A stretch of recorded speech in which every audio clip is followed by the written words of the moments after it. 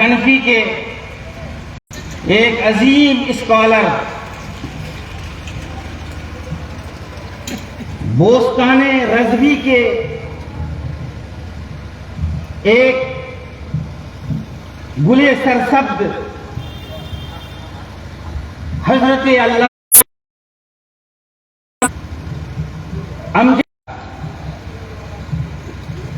حاضرین بزم رفیقان گرامی،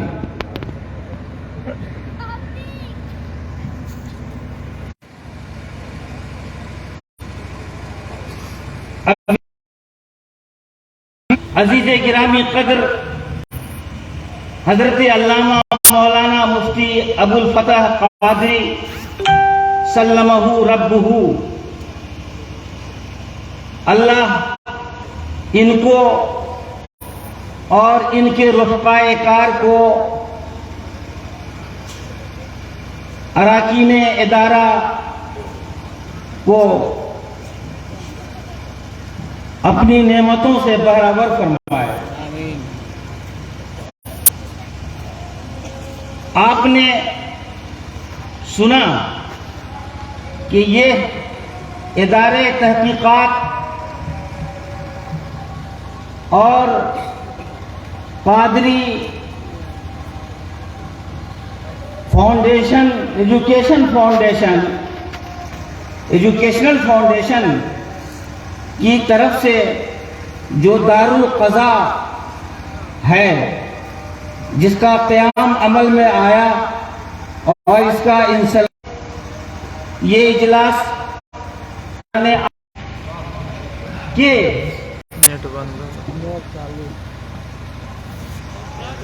سجادگی کے 25ویں سال اور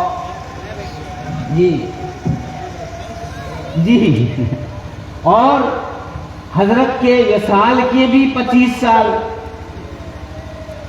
دونوں کا ایک حسین امتزاج ہے۔ ہمارے اناؤنسر جو ہندوستان کے ہیں بلا تخصیص عمومی طور پر اسٹیج کے حوالے سے بولتے ہیں کہ ممبر نور پر یہ تشریف فرما ہے، ممبر نور پر یہ لوگ موجود ہیں۔ مجھے عمومی طور پر اس سے اختلاف ہے۔ ارے اسٹیج ممبر نور ہو تو اسے ممبر نور کہو۔ آج عجیب و غریب سما ہے کہ اس کو ممبر نور کہنا مبنی پر حقیقت ہے۔ ایک طرف آل رسول ہیں اور دوسری طرف نائبین رسول ہیں، ایک طرف نور ہے دوسری طرف نور والے ہیں، ایک طرف وہ ہیں جن پاک میں بچہ بچہ ہے نور کا، تو ہے عین نور، تیرا سب گھرانہ نور۔ سبحان اللہ۔ اور نبی کریم نے ارشاد فرمایا کہ اللہم ارحم خلفائی، اے اللہ تو میرے جانشینوں پر، میرے نائبین پر رحم فرما۔ نبی کریم دعا فرما رہے ہیں، تاج الانبیاء دعا فرما، تاج الانبیاء دعا فرما رہے ہیں۔ صحابہ نے عرض کی من ہم یا رسول اللہ ومن خلفاؤک یا رسول اللہ، یا رسول اللہ آپ کے خلیفہ کون ہیں، آپ کے نائبین کون ہیں؟ تو سرکار نے فرمایا ہم الذین یروون احادیث، او کما قال، کہ یہ علماء ہیں، محدثین ہیں، فقہا ہیں، جو میری باتیں لوگوں تک پہنچاتے ہیں۔ یہ اسٹیج آج سچ مچ ممبر نور بنا ہوا، اور ہم اپنی قسمت پر جتنے بھی نازاں کم۔ آج کی یہ کانفرنس امام اعظم ابو حنیفہ رضی اللہ تعالی عنہ جو امام اعظم ہیں اور ہمارے اور آپ کے امام ہیں، ہم اور آپ ان کے مقلد کہے جاتے ہیں، اور مقلد ہیں ان کی طرف منسوب ہے۔ چونکہ فقہ اسلامی کا جو سینٹر ہے اس کا یہ اجلاس ہے، اس مناسبت سے اس کا نام امام اعظم ابو حنیفہ کانفرنس رکھا گیا۔ امام اعظم ابو حنیفہ اور نبی کریم صلی اللہ علیہ وسلم نے ارشاد فرمایا، نذر اللہ عبدا سمع مقالتی فحفظها ووعاها، اللہ تبارک و تعالی اس بندے کو تر و تازہ رکھے جس بندے نے میری حدیث سنی، میری کوئی بات سنی، ثم حفظها، اسے یاد رکھا، ووعاها، اور دل کی گہرائی میں اتارا، ثم اداها، اور پھر لوگوں تک پہنچایا، ایسے بندے کو اللہ تبارک و تعالیٰ تر و تازہ رکھے، ایسے بندے کو محدث بولتے۔ پھر رسول پاک ارشاد فرماتے ہیں، فَرُبَّ عَامِلِ فِقْهٍ غَيْرُ فَقِيهٍ، بہت سارے حدیث داں اور محدث ایسے ہوتے ہیں جو محدث تو ہوتے ہیں، حدیث کے کلمات نوری کا اعادہ تو کرتے ہیں، لیکن وہ فقیہ نہیں ہوتے ہیں۔ ان حدیثوں میں جو احکام اور مضمرات ہیں اور جو رموز ہیں ان تک نہیں پہنچ پاتے ہیں، وہ خالص محدث ہیں۔ پھر فرمایا کہ رب حامل فقہ الا افقہ منہ، اور دوسری قسم محدث کی وہ ہے کہ وہ محدث جو محدث بھی ہے اور فقیہ بھی ہے، وہ دوسری قسم فقیہ کی ایسی قسم ہے جو محدث بھی ہوتا ہے اور احکام کا استنباط بھی احادیث سے کر لیتا ہے، وہ فقیہ ہوتا ہے۔ پھر تیسری قسم بیان کی گئی کہ رب حامل فقہ الا افقہ منہ، تیسری قسم وہ ہے کہ وہ محدث جو محدث بھی ہے اور فقیہ ہی نہیں ہے بلکہ بہت بڑا فقیہ ہے اور بڑا فقیہ ہے، وہ فقیہ ہوتا ہے جو احادیث کی روایت بھی کرتا ہے اور ساتھ ہی ساتھ احادیث سے احکام کا بھی استنباط کرتا ہے، اور احکام کا صرف استنباط نہیں کرتا بلکہ ان احادیث کی بطن میں جو رموز و اسرار ہیں، حقائق و دقائق ہیں، لطائف ہیں، نکات ہیں، ان کی باریکیوں میں، ان کی تہوں میں بھی پہنچ جاتا ہے۔ تو یہ تیسری قسم محدث کی ہے، وہ فقیہ اعظم ہے، وہ بہت بڑا فقیہ ہوتا ہے۔ تو معلوم کیا ہوا کہ جو محدث ہوتا ہے اس کے لیے ضروری نہیں کہ فقیہ ہو، لیکن جو فقیہ ہوتا ہے وہ ضروری ہے کہ وہ محدث ہو، بغیر محدث کے فقیہ نہیں ہو سکتا ہے۔ تو ہمارے امام اعظم ابو حنیفہ فقہ کے بھی امام اعظم ہیں، تو حدیث پاک کے بھی امام اعظم ہیں، حدیث دانے کے بھی امام اعظم ہیں۔ کون کہتا ہے کہ امام اعظم ابو حنیفہ کو صرف 13 حدیثیں یا 17 حدیثیں یاد تھی؟ وہ نہایت ہی کند ذہن اور نہایت ہی غلیظ القلب و غلیظ النفس ہوگا جو امام اعظم ابو حنیفہ کے تعلق سے یہ کہے گا کہ ان کو صرف چند حدیثیں یاد تھی۔ ارے محدث کے لیے فقیہ کے لیے محدث ہونا جب ضروری ہے تو فقیہ اعظم کے لیے محدث اعظم ہونا ضروری ہے۔ اور امام اعظم ابو حنیفہ نے ارشاد فرمایا تھا کیا کہ میں قیاس کی طرف اس وقت رجوع کرتا ہوں جب قیاس مجبوری بن جاتا ہے، جب احادیث میں اور کتاب اللہ میں میں کوئی حکم نہیں پاتا ہوں تب قیاس کی طرف رجوع کرتا ہوں۔ حضرت امام اعظم کی نظر تمام احادیث پر تھی، جب احادیث میں حکم نہیں ملا تو قیاس کی طرف ہم نے رجوع کرا، قیاس کی طرف رجوع فرمایا۔ یہی وجہ ہے حضرت امام اعظم ابو حنیفہ رضی اللہ تعالی عنہ کا یہ مقام تھا کہ انہوں نے قواعد وضع کیے، فقہی جزیات کا استنباط کیا، اور پھر آپ نے وہ کمال پیدا کیا کہ آپ کے اساتذہ بھی اس کے قائل ہیں۔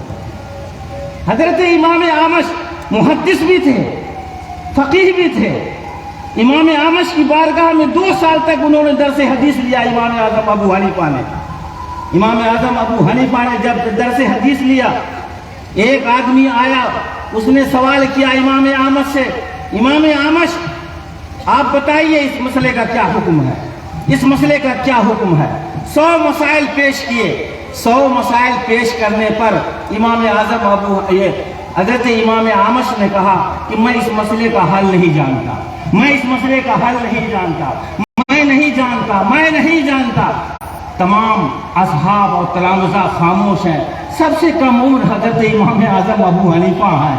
وہ کھڑے ہوتے ہیں کہ سرکار اگر اجازت ہو تو میں کچھ عرض کروں. کہا بولو، کیا بولنا چاہتے ہو؟ کہا کہ میں اس کا جواب دے دیتا ہوں.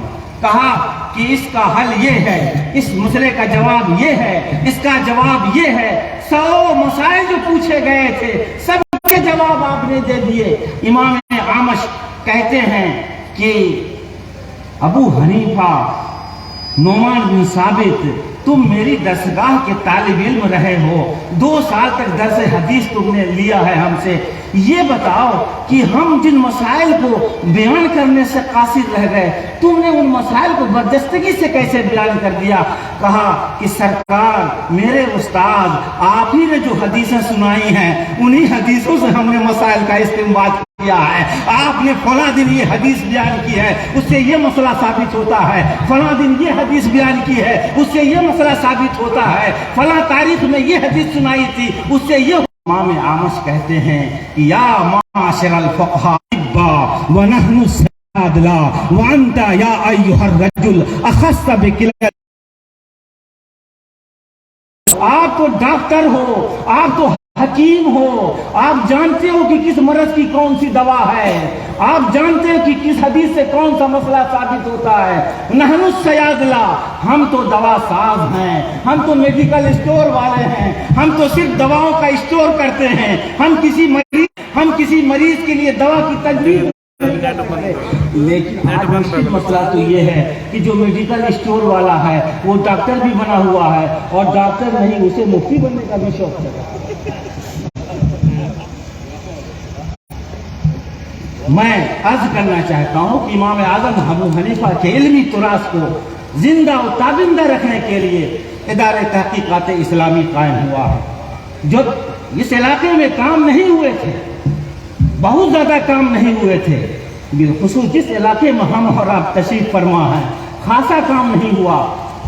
بیداری آئی ہے تمام علماء کو، تمام سادات اہل سنت کو، اور تمام حاضرین کو، تمام معاونین کو، تمام ساکنان کو ہم مبارکباد پیش کرنا چاہتے ہیں کہ آپ کے اندر بیداری آئی ہے. مختلف پوائنٹ، مختلف خطوط کے اوپر کام کرنے کی ضرورت ہے.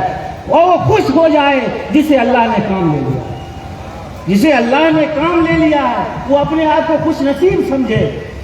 اللہ جس سے جو کام لینا چاہے لے لیتا ہے.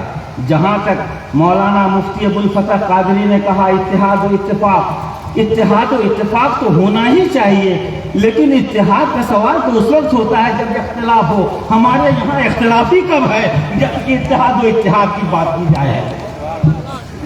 ہم تو شیشہ پلائے ہوئی دیوار کی طرح ہیں. ہم ایک دوسرے سے دوسرے کا ہاتھ تھامے ہوئے ہیں اور شانہ بشانہ چل کر کے کام کر رہے ہیں اور کام بٹے ہوئے ہیں. اور مخالفت سے اگر ہو بھی تو آپ گھبرائیے نہیں، اپنا احتساب کیجیے اور اپنا محاسبہ کیجیے. یہ تنقید ہے برائے تنقید ہے یا تنقید برائے تعمیر ہے؟ اگر تنقید برائے تنقید ہے تو ان کی تنقید کی سلامت کی دعا کر دیجیے، اور اگر تنقید برائے تعمیر ہے، برائے اصلاح ہے، تو خود کے اندر اصلاح قبول کر لیجیے. اور پھر حافظ ملت کا وہ زندہ جاوید قول یاد کر لیجیے کہ سرکار نے فرمایا تھا کہ ہر مخالفت کا جواب کام ہے، مخالفت کا جواب مخالفت سے نہیں دیا جا سکتا ہے. اور فقیہان زمن اور ارباب فقہ و افتاء کی تو مخالفت ہر دور میں ہوا کرتی ہے، ہر دور سے ہوا کرتی ہے. آپ کو نہیں معلوم ہے رسول پاک صلی اللہ علیہ وسلم نے ارشاد فرمایا کہ لن ما زال هذه الامه قائمتن علی امر اللہ. یہ ہماری امت میں ایک جماعت ایسی ہوگی جو ہمیشہ اللہ کے حکم پر قائم رہے گی. اس جماعت کے تعلق سے علماء فرماتے ہیں کہ وہ فقہا کی جماعت ہے, وہ علماء کی جماعت ہے. اور اللہ کے رسول نے فرمایا لا یضرهم من خالفهم, جو ان کی مخالفت کرے گا وہ کوئی ان کا بال بیکار نہیں کر سکے گا, مخالفین ان کا بال بیکار نہیں کر سکیں گے. رسول پاک رہے ہیں کہ تمہاری مخالفت بھی ہوگی, اور یہ بھی مزدہ سنا رہے ہیں کہ مخالفت 1000 بھی ہو لیکن تمہارا کوئی بال بیکار نہیں کر سکتا ہے, تمہارا کوئی بال حتیٰ یأتی امر اللہ, یہاں تک کہ قیامت کا دن. اس لیے آپ کام کرتے جائیے, اور کام ہی اصل کام ہوتا ہے, کام دکھاوے کا نہیں ہو, اصلاح کا ہو. ہمارے علاقے میں بڑی بدمزگیاں ہیں, رسوم ہیں, بڑی بڑی رسمیں اور خرافات ہو رہی ہیں, فضول خرچی ہو رہی ہے, نکاح کو مہنگا ہم کر رہے ہیں, نئی نئی باتیں جو ہم ٹی وی میں اور واٹس ایپ میں دیکھتے ہیں اس رسم کو اپنائے جا رہے ہیں. ان تمام رسموں کے خاتمے کی ضرورت ہے. میں بیچ میں حاضر ہو گیا, میں گستاخی میں نے کر دی, میں حضور سے معافی کا طلبگار ہوں کہ اتنا وقت میں نے لے لیا ہے.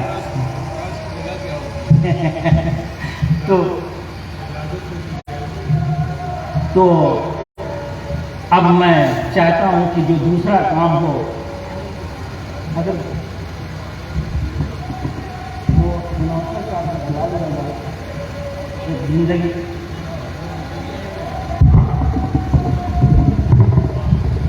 جی